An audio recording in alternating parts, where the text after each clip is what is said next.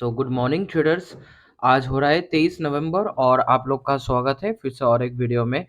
तो आज का कैसा क्या सेटअप रहा, कैसे क्या काम किए, वो समझने के लिए हम लोग को फिर से थोड़ा प्रीवियस डे का 22 नवंबर का चार्ट को देखना होगा। 22 नवंबर को क्या हुआ था कि हल्का फुल्का एक गैप डाउन में खुला, फिर आखिर में नीचे ही नीचे चलता चला गया। ठीक है, तो ऐसा कुछ काम हुआ। तो यहाँ पर तो हम लोग का काम नहीं हुआ, हम लोग ने C2C में एग्जिट कर दिया था, तो आप लोग देखे होंगे। और एक चीज भी मैंने रिकॉर्डिंग किया था, मतलब रिकॉर्डिंग नहीं किया, एनालिसिस किया था कि जब भी कोई साइकोलॉजिकल लेवल के ऊपर आया, आके टाइम स्पेंड करके बायर को बाई करवाया और इधर से देखिए एक 100 नीचे आया और एक 50 का जोन तक ऊपर गया, तो इधर से एक सेलिंग मोमेंटम आ सकता था। ठीक है, ये वाला मोमेंटम को भी हम लोग ने एनालिसिस किया था। ये वाला और डीप एनालिसिस में वीडियो सैटरडे को या संडे को अपलोड करूंगा, ये वाला संडे को ही अपलोड करूंगा। तो इधर भी बहुत कुछ समझने के लिए है। तो अभी आज का जो काम हुआ वो थोड़ा समझ लेते हैं। उसको समझने के लिए हम लोग थोड़ा बहुत चले गए 15 मिनट का फ्रेम में। 15 मिनट का फ्रेम में हम लोग को क्या दिखा कि मार्केट इधर से डायरेक्टली गिर के रिट्रेसमेंट हुआ यहाँ तक। तो मैंने क्या कर दिया, यहाँ से यहाँ टॉप से अगर गिरा है तो यहाँ से मैंने एक फिब को लिया और नीचे तक ड्रॉ किया। कहाँ तक? नीचे तक, यहाँ बिल्कुल नीचे तक मैंने ड्रॉ किया। और एक चीज दिखाऊंगा, अभी ये 15 मिनट को चेंज करके मैं फिर से गया 1 मिनट का फ्रेम में। जब भी 1 मिनट का फ्रेम में गया तो मेरे को दिख रहा है कि 15 मिनट का जो भी था वो इधर से टाइम पास करता हुआ इधर का एसएल क्लियर किया है। तो मेरे को 1 मिनट का फ्रेम में दिख रहा है कि इधर कहीं पर मतलब बिल्कुल यहीं पर एक स्टॉप लॉस है, यहाँ पर नहीं, इसके नीचे से स्टॉप लॉस है। तो मैंने इसको लाके बैठा दिया यहाँ पर। ठीक है, तो यहाँ पर ऑलमोस्ट जब बैठा दिया तब हम लोग को अपना लाइन कहाँ मिला, एक, अरे यार फिर से गलत हो गया, 0.7 ये वाला लाइन हुआ हम लोग का 0.7 का। ठीक है, और एक चीज दिखा देता हूँ अभी। तो हम लोग ने क्या सोच लिया, इधर से अगर ऐसा काम हो रहा है तो हम लोग को क्या करना चाहिए कि अगर इधर से मार्केट 100 अगर नीचे आया है और ऐसा अगर ऊपर गया है 0.5 का जोन तक, ये 0.5 को से भी ऊपर जाके 0.7 तक ऊपर गया था, अगर ऐसा कुछ बना है तो ऐसा ऐसा हुआ है, तो अगला मूव कौन सा होना चाहिए? ऐसा होना चाहिए। हम लोग को ये वाला मूव प्रेडिक्टेड था, तो हम लोग को लगा कि चलो ये वाला मूव ऐसा आ सकता है, पहला बात। और दूसरा बात, इधर से इसको हटा देते हैं, एक सेकंड, 0.7 का लाइन इसको ध्यान में रखिएगा। और एक चीज, अगर ये नीचे आया आके अगर ऊपर गया है तो ये वाला एसएल यहाँ का क्लियर है, लेकिन ये खुद जो ऊपर गया है तो इसका एसएल यहाँ पर पेंडिंग है। तो इसका एसएल कहाँ तक पेंडिंग है, मतलब एक चीज देख लेते हैं। यहाँ से अगर मार्केट इतना गया है तो करीब 200 पॉइंट, तो मार्केट 200 पॉइंट को खाने के लिए एक पार्शियल मूवमेंट कर सकता है। पार्शियल मूवमेंट मतलब कहाँ तक मूवमेंट कर सकता है, उसको समझने के लिए फिर से मैंने एक फिब ड्रॉ किया। तो एक 150 का मूवमेंट में बड़ा टाइम फ्रेम से नीचे की तरफ आ सकते हैं, वो दिखा दिया। ठीक है, यहां से कहां तक हम लोग प्रेडिक्ट कर सकते हैं कि मार्केट आ सकता है। तो आज का ओपनिंग तक हम लोग ने सोच लिया कि चलो मार्केट ये वाला जोन तक आ ही जाएगा। कुछ भी हो जाए, अगर उसको नीचे आने का एक मोमेंटम है और अगर उसको ऊपर का साइड को भी फॉलो करना है या फिर कुछ भी फॉलो करना है, तो उसको ये वाला अपना जोन में आना ही होगा। ठीक है, वो जो जोन दिखा, तो उस जोन में आने के लिए मेरे को लग गया कि ये वाला एसेट को क्लियर करने के लिए उसको ये वाला जोन में आना होगा, तो मार्केट नीचे मूव करेगा। तो एक चीज देखिए, ये 0.7 का लाइन के ऊपर मार्केट निकल गया, तो हम लोग ने इस 7 का लाइन को इग्नोर करके निकल चुके हम लोग भी। और एक चीज देखिए, मार्केट यहां से क्या काम कर रहा था कि 43,500 के ऊपर ही पहले ही ट्रेड करने लग गया कि टाइम पास करता हुआ। ठीक है, तो मेरे को लगा कि चलो 40, एक चीज बताइए, अगर ऐसा कुछ काम हो रहा है कि मार्केट इधर से 43,500 के नीचे तक गया, जाके जब टाइम पास कर दिया तो क्या हुआ, इधर से सेलर्स को इनवाइट कर दिया। तो सेलर्स को जब इनवाइट किया, इसको 100 पकड़ लीजिए और इसका 50 डिसाइड कीजिए यहां तक। फिर सेलर्स को और प्रॉफिट दिखाने के लिए और उसको ललचाने के लिए मार्केट यहां तक नीचे आएगा। ये वाला जो चैनल बना है, इधर एक चैनल बना है, इसका भी एक ब्रेक डाउन मिला तो भी सेलर्स आया, और ये वाला 43,500 के नीचे से भी सेलर्स आया।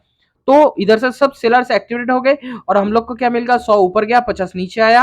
तो 100 ऊपर जाएगा 50 नीचे आएगा, फिर अगला मूव 100 ऊपर जाने के लिए हम लोग फिर पकड़ लेते कि चलो ये 43,500 का ब्रेक आउट आएगा और ब्रेकआउट तक हम लोग ये वाला जो इतना सा प्रॉफिट है इतना सा पकड़ लेंगे। ऐसा काम हो सकता था, लेकिन मार्केट जब 43,500 के ऊपर जाके ऐसे टाइम पास करे, मतलब नीचे से ये वाला देखिए, नीचे से तो ऊपर आया, लेकिन आके ये क्या काम किया, ऊपर आके फिर टाइम पास करने लगा।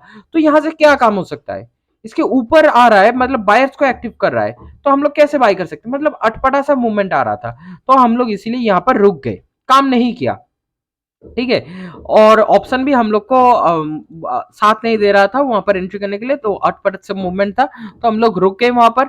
फिर क्या हुआ, मार्केट डायरेक्टली भागने लगा ऊपर के साइड। एक चीज देख लीजिए, ऊपर के साइड तो कुछ खास एसएल है नहीं, ठीक है। जो भी एसएल प्रीवियसली था वो तो क्लियर बन चुका है, जो भी एसएल पड़ा हुआ है वो नीचे के साइड है, एक जोन में अवेलेबल है। ये वाला एसएल को खाने के लिए मार्केट इतना नीचे नहीं आएगा, लेकिन ये वाला जो जोन दिखाया था, ये जोन तक आएगा मार्केट। ये जोन देखिएगा एक चीज, कि ये वाला जो जोन मैंने ड्रॉ किया था पहले, ये जब तक यहां तक था तो ये जोन यहां पर था, लेकिन मार्केट जब ऊपर भागने लगा तो ये जोन भी इंक्रीज होने लगा। तो मेरे को लग गया कि चलो अब जोन यहां तक है, तो यहां तक मार्केट जब ऊपर गया है तो जोन अभी इतना इंक्रीमेंट आ गया है, तो मार्केट अभी कुछ भी हो जाए, मार्केट ये वाला जोन तक आ सकता है, ठीक है। तो ये वाला जोन तक जब आ सकता है, मतलब ये वाला एसएल इधर पड़ा हुआ है, तो मार्केट इधर के लिए खाने के लिए आ सकता है। मैंने तो टारगेट कर लिया, मेरे को किसी भी तरह सेल करके इधर के साइड आना है।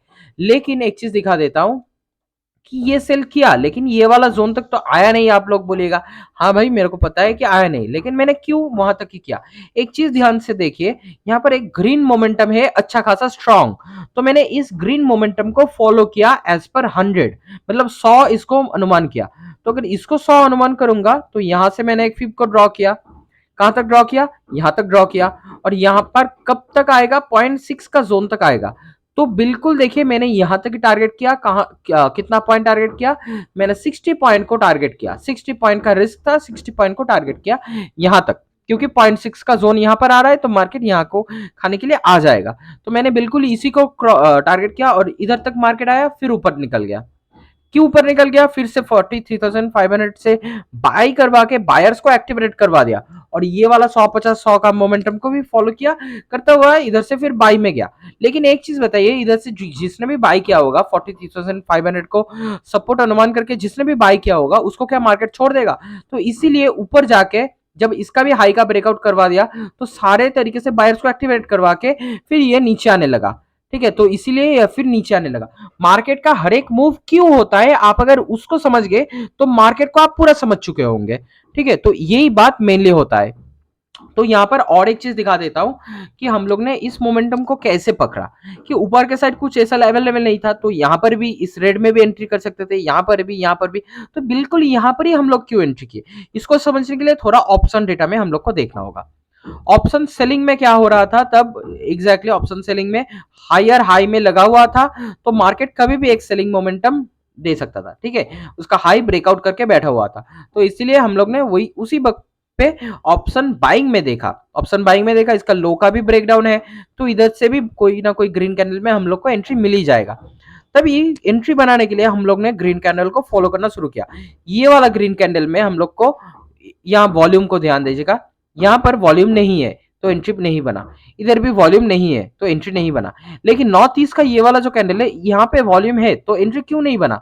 इसका कैंडल का साइकोलॉजी देखिए, ऊपर से कोई सेलर्स इसको धक्का दिया है, तो क्या हुआ, ये वाला वीक ऊपर के साइड आ गया। यही वीक अगर नीचे के साइड आता तो हम लोग शायद एंट्री कर लेते, ठीक है। लेकिन इधर अगर जब वीक ऊपर है तो हम लोग एंट्री के लिए रुक ठहर गए।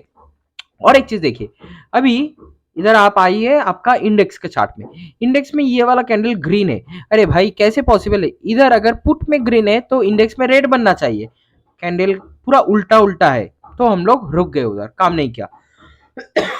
फिर उसके बाद हम लोग को फिर पोजीशन मिला यहाँ पर 9:32 का कैंडल पे, फिर 9:32 का कैंडल पे हम लोग ने एंट्री नहीं किया।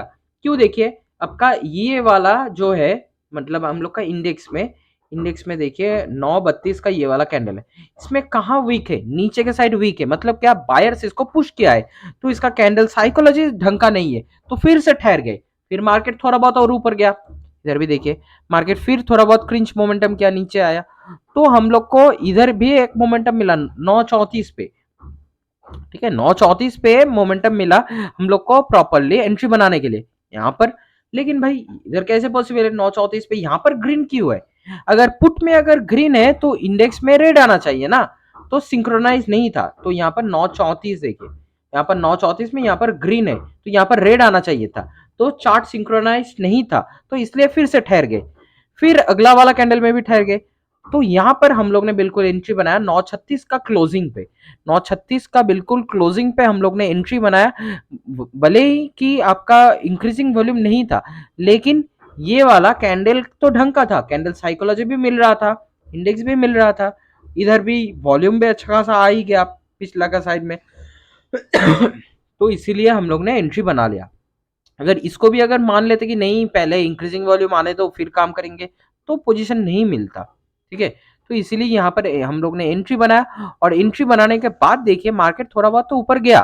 ठीक है, लेकिन कहां तक गया एक चीज आपको दिखा देता हूँ, वही वाला मैंने लाइव वीडियो भी रिकॉर्ड किया है, उसी को आपको दिखाऊंगा। इसी ने में मैंने लाइव वीडियो भी रिकॉर्ड किया था, तो उसी में देखिए एक बार तो आपको बिल्कुल समझ में आ जाएगा। मैंने यहाँ पर एंट्री बना के रखा था, तो लाइव वीडियो रिकॉर्ड हो रहा था, तो उसी टाइम पे थोड़ा बहुत चल रहा था। ठीक है, मार्केट मोमेंटम दे रहा था। अचानक क्या हुआ इधर से देखिएगा, एक सेकंड। अचानक देखिए यहाँ पर, बिल्कुल यहाँ पर एक सेकंड, यहाँ पर देखिए मोमेंटम आ रहा है, इंडेक्स में देखिए मोमेंटम आया। ठीक है, इंडेक्स में देखिए टारगेट हिट हो गया, लेकिन हम लोग तो खरीदे हुए हम लोग का डीप इन द मनी। तो जब डीप इन द मनी खरीदे हुए, तो हम लोग को ये टारगेट भी अचीव हो जाना चाहिए ना, लेकिन इधर तो टारगेट अचीव ही नहीं हुआ। क्या बोलिएगा, गाली देने का मन हो रहा है। ठीक है, तो कुछ कर नहीं सकते, कुछ कर नहीं सकते कि हम लोग तो एसएलएंटिंग कर रहे हैं अपना इंडेक्स में, ऑप्शन में तो एसएलएंटिंग नहीं कर रहे ना, ऑप्शन में बस पैसा लगा रहे। तो यहाँ पर हम लोग को टारगेट नहीं मिला, जबकि हम लोग का यहाँ पर अगर टारगेट मिल चुका है, तो भाई at any situation you have to get the exit. अगर आप एग्जिट नहीं कीजिएगा तो आपको कुछ भी होना हो सकता है। तो उसीलिए अगर आप एग्जिट ना करे हुए रहते, तो देखिए यहाँ पर आपका एसएल हिट हो जाता, ऑलमोस्ट गया, जाके आपको 30 पॉइंट का टारगेट भी नहीं दिया ना, देके फिर एसएल हिट करवा देता। ठीक है, तो इसीलिए मैं बोलता हूं कि जब इंडेक्स में टारगेट अचीव हो गया, ऑप्शन में नहीं हुआ, तो ऑप्शन जहां पर भी है वहीं पर एग्जिट कर जाइए। अगर इंडेक्स में नहीं, हम लोग तो डीप इन द मनी क्यों खरीदते हैं कि ताकि इंडेक्स पहुंचने से पहले हम लोग का ऑप्शन पहुंच जाए, इसलिए हम लोग डीप इन द मनी खरीदते हैं। तो ये डीप इन द मनी का फायदा होता है। तो ये वाला फायदा हम लोग को मिला नहीं, जब इंडेक्स में अचीव हो गया तो हम लोग वहीं पे बस यही कहीं पे एग्जिट कर दिया, और हम लोग को मिला बस वो 15 पॉइंट के करीब करीब हम लोग को मिला, मतलब कुछ भी नहीं मिला ढंग का। ठीक है, लेकिन एसएल हंटिंग में तो काम हुआ ना, कुछ कर नहीं सकते कि हम लोग को ऑप्शन में पैसा नहीं मिला, इसमें हम लोग का कोई कसूर नहीं है, कुछ कर नहीं सकते भाई। तो ऐसे ही था आज का दिन, ऐसे ही मैंने एसएल हंटिंग किया, हम लोग को ऑप्शन में तो टारगेट नहीं मिला। तो आपको इसी वीडियो में बताने का कोशिश किया कि आपको आपका रिस्क को कैसे मैनेज करना है, आपका थिंकिंग को कैसे रखना है, कि ऐसा जिद नहीं करना है कि ओ नहीं यहाँ पर अचीव नहीं हुआ, लेकिन यहाँ पर काहे नहीं अचीव हुआ, यहाँ पर अचीव हो गया तो यहाँ पर काहे नहीं अचीव हुआ, यहाँ पर भी जब तक ना जाए तब तक मैं एग्जिट ना करूंगा। अगर आप एग्जिट ना करते हैं तो क्या होता आपके साथ, थोड़ा सोच लीजिएगा। ठीक है, तो इसीलिए मैंने बिल्कुल इसी में, जहां पर भी मार्केट था उसी में मैंने एग्जिट बना लिया, और मैं बस थोड़ा बहुत आपका जो मेरा टैक्स था वो टैक्स का पैसा मेरा उठाया, बस और कुछ नहीं। फिर ऐसा ऐसा फिर से काम होने लगा, साइडवेज गया, इधर कुछ भी हो रहा है, वो कुछ भी हो मेरे को कोई मतलब नहीं है। कहां तक फिर हम लोग को टारगेट मिला, बिल्कुल बिल्कुल यहाँ तक। ठीक है, 0.6 का जोन तक हम लोग को टारगेट मिल चुका। तो इसीलिए मैंने टारगेट डिसाइड कर लिया कि जब मेरा 0.6 का जोन यहाँ पर आ रहा है तो यहाँ पर ही होना चाहिए। हाँ, हो सकता है कि नीचे एक जोन अवेलेबल है, वो जाएगा, लेकिन कब जाएगा कैसे जाएगा वो हम लोग को नहीं पता है। तब तक क्या ऐसा प्रीमियम डीके करवाते रहे या फिर अपना एसएल हिट करवा ले। तो इसीलिए नियरेस्ट जो एसएल हम लोग को अवेलेबल हो रहा है उसी को हम लोग ने टारगेट करके निकल गया। बस यही था आज का video. Thanks for watching, have a nice day.